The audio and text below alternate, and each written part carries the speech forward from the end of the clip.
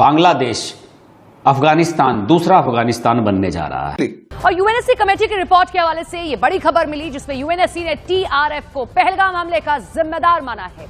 UNSC ने यह कहा कि लश्कर की मदद के बिना पहलगाम हमला संभव नहीं है। पहलगाम हमले पर यूएनएससी कमेटी की रिपोर्ट सामने आई है। For the first time, the United Nations report mentions the resistance front, TRF. The Pahalgam attack could not have happened without Lashkar-e-Taiba support, and there was a relationship between LET and TRF. और जो हिंदुओं पर अत्याचार हुए, भारत को military action लेना चाहिए था।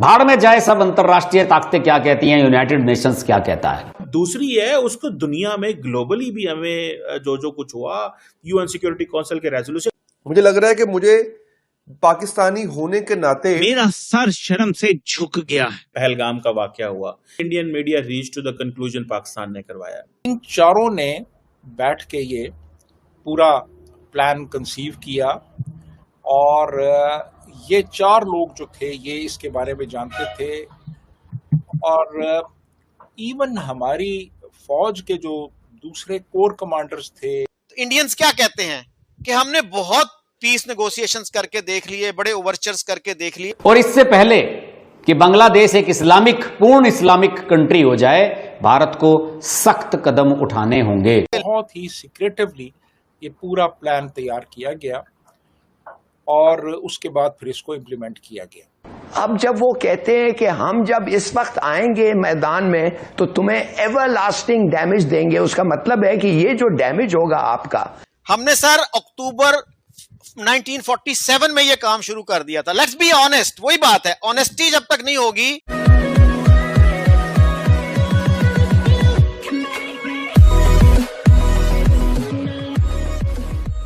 नमस्कार दोस्तों, पिछले वीडियोस में हमने टीआरएफ के बारे में बात की थी, द रेजिस्टेंट फोर्स। अब ये लश्कर-ए-तौयबा जैसे आतंकवादी संगठन जब पूरी दुनिया में नप चुके हैं कि भाई ये आतंकवादी संगठन है वगैरह वगैरह उस टाइप की बात, तो उसके बाद उन्होंने एक अपना अलग से संगठन बनाया और जिसका नाम दिया टीआरएफ। और उसके बाद दिक्कत ये हो गई कि ये जो पहलगाम अटैक हुआ था जहां पर हिंदुओं को चुन चुन कर मारा गया था, ऐसी सिचुएशन में हमने देखा कि अब जो है वो यूएन की तरफ से भी इसको बता दिया गया है कि भाई हाँ ये पाकिस्तानी सपोर्टेड था। हालांकि टीआरएफ को भी बैन कर दिया गया है, लेकिन कहने का मतलब ये था कि यहाँ पर अगर मान लीजिए पाकिस्तान की मदद ना होती, पाकिस्तान के आईएसआई और पाकिस्तान की लश्कर या फिर कहे कि लश्कर-ए-तौयबा की अगर मदद ना होती तो ये चीज़ हो नहीं पाती। मतलब ये पाकिस्तान का फुल सपोर्ट था वो जो मैसेकर हुआ था उसके बारे में। अब देखिए, पता नहीं मतलब कि ये जो नेशनल इंटरेस्ट होते हैं ना, वो कई बार ऐसी सिचुएशन क्रिएट कर देते हैं, सोचने पर मजबूर कर देते हैं कि भाई आखिरकार कोई कंट्री ऐसा कैसे कर सकता है।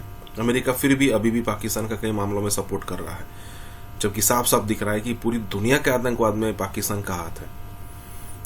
इसी के साथ ही वीडियो शुरू करते हैं। और हाँ दोस्तों, सुपर थैंक्स के जरिए हमारी मदद करना ना भूलें। साहब बात यही है ना, सीक्वेंस को देखिए प्लीज, कि पहले किसने ये काम शुरू किया नॉन स्टेट एक्टर्स को यूज करने का।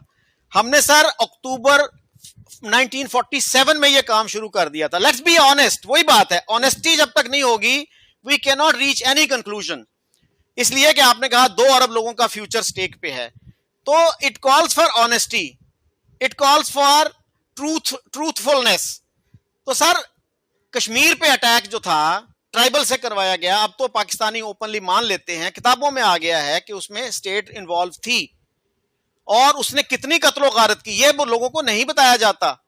मुसलमानों को भी लूटा, सिखों को भी लूटा और हिंदुओं को तो जो भी किया। बारामूला में देख लीजिए क्या किया। जनरल अकबर की किताब देख लें, जनरल सराफ जो थे अपना जस्टिस सराफ की किताब देख लीजिए। सो कितनी कत्लो गारत हमने अक्टूबर 47 में की। मेरे अपने एक अजीज से मैं ये बात कर रहा था, he refuse to believe this. कहता है पाकिस्तान को तो अभी 3 महीने नहीं हुए थे तो कैसे कर दिया उसने। It's a matter of record sir. यानी छोटा मुल्क होने के बावजूद हम इतने बड़े बड़े पंगे लेते रहे हैं, तो हमारी अप्रोच प्रो पीस नहीं रही अनफॉर्चुनेटली। उससे भी पहले आप देखिए जूनागढ़ की एक्सेशन हमने कबूल की, अंडर व्हाट लॉजिक।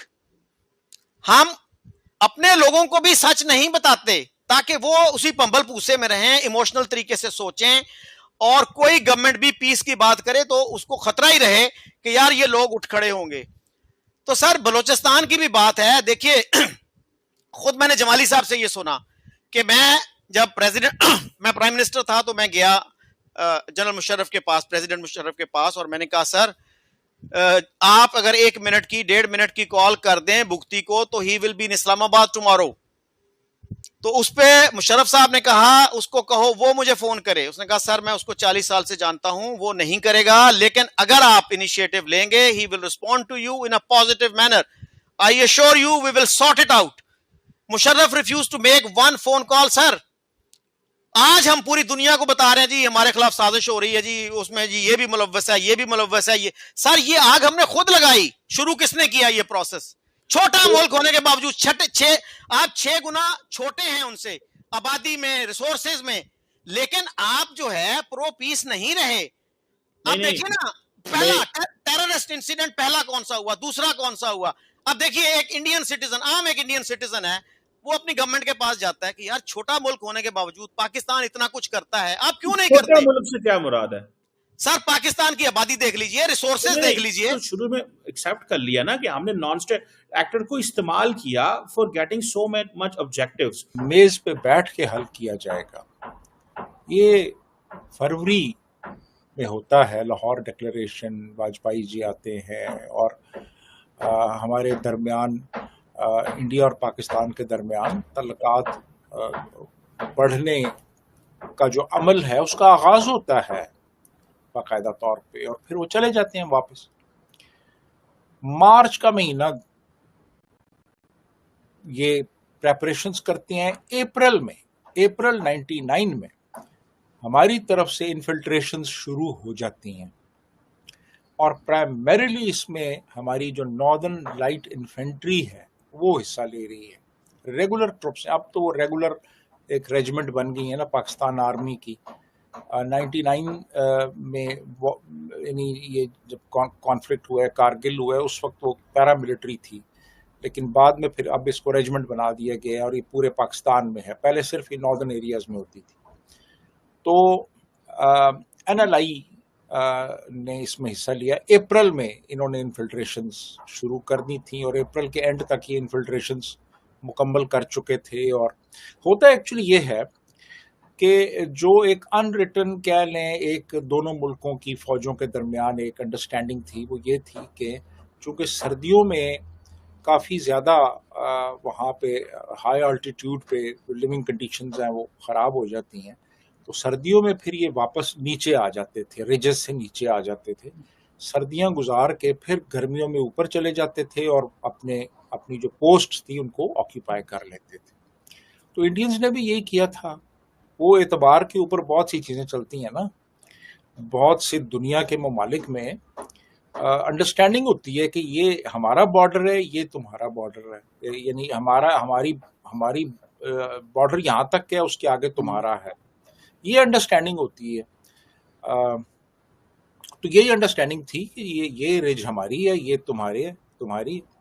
तो वो इंडियंस जो थे ना, वो सर्दियों में पोस्टें अपनी छोड़ के पीछे चले गए। तो इन्होंने अप्रैल में अपने ट्रुप्स भिजवाए और फिर इन्होंने कब्जे कर लिए हुए थे। तो ये 3 मई को इंडिया को पता चला। उनके कुछ जो शेपर्ड्स थे, ये चरवाहों ने कुछ देखा, मूवमेंट देखी, और उन्होंने कहा जी कि उन्होंने जाके बताया पीछे